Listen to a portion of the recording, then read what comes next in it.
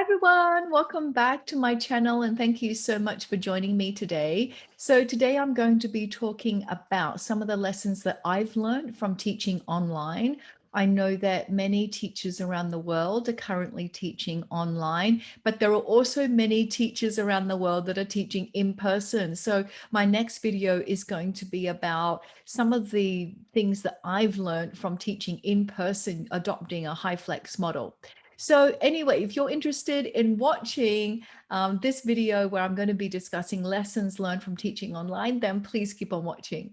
Okay, so some of the lessons that I've learned from teaching online, there was a huge steep learning curve, I must say, first of all. I'm just going to move myself out of the way here. I'm going to start with, first of all, planning a third to a half the content that you would normally do.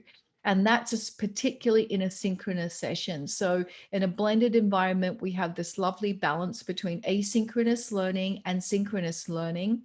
And when we're engaging our learners in synchronous live lessons, we want to make sure that we give them the time to digest and think. So I suggest that we give around 1/3 to 1/2 of the normal content that we would be delivering in an in-person live class. Use the chat function in the Zoom to take attendance because that's really easy. I think if you ask each student to take their name, there are other really quick, easy ways as well to take the attendance. And so you could, put together a Google form, or if you don't want the onus to be on the students and you don't have a lot of students, I sometimes do a screenshot. But I'm sure that you've got a lot of ideas of how to efficiently take student attendance. So please put it in the comment section below. My next tip is about talking in 8 to 12-minute blocks. In fact, I won't talk for even up to 8 minutes. I found that in a lot of the adult workshops that I run, I talk for around 6 to 8 minutes because when we get past that 8-minute mark, I find that people stop listening or their concentration starts to fade. And so if we give, I think, students a chance to think rather than just talking at them for long periods of time, taking that break and making use of the breakout rooms, and I think that they're going to actually learn better and understand more deeply. My next tip is about giving students that time to socialize and to connect online, especially if the physical classroom is closed and you're only holding lessons either synchronously and asynchronously off campus. Then this probably is the only time where your students will have that chance to be able to socialize and connect. So give them some time to do that, either through an icebreaker or just the first or last 10 minutes of a lesson, especially if that is the only time that they get to see each other. My next tip is like ask for feedback from pairs or groups after they've discussed so that you can ensure that the discussions in the breakout rooms are fruitful. So yes, we want them to connect and we want them to talk about their own experiences and what's happening, during this weird, unprecedented time. But we also want them to be on task and to be able to engage in that discussion using the prompt that you've given them. So ask for feedback, I think, is always a good idea, but always ask in a voluntary way. So ask your students to volunteer their feedback.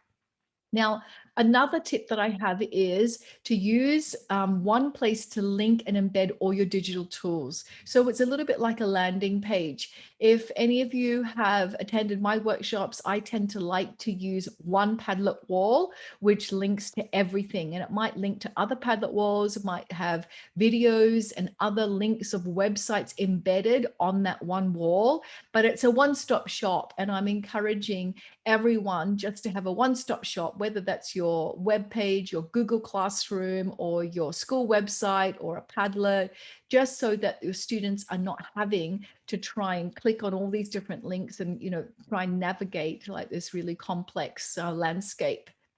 Okay, and then my next tip is I say try to have the face-to-face video cameras on. And there are lots of issues with having the cameras on and off, and I understand the debate. And I actually do understand both sides as well of where people are coming from, because we want to make sure that There's equity issues that are addressed when it comes to teaching online. We do not want any child to feel embarrassed or demotivated in any way because of their home environment and where they are learning from. So I say try to have the face-to-face cameras on if it's appropriate, if everybody has access and everyone can actually have a virtual background, because I know that you need an Intel processor, I think of more than i7 or more to be able to handle that. So, try to have that so that we see the connections and we see people's faces. And my next tip is still to continue to smile and laugh, even though you may not hear or see your students. Now, I recently gave a workshop where it was a short workshop and it wasn't more information giving, but I did want to have breakout rooms and discussions.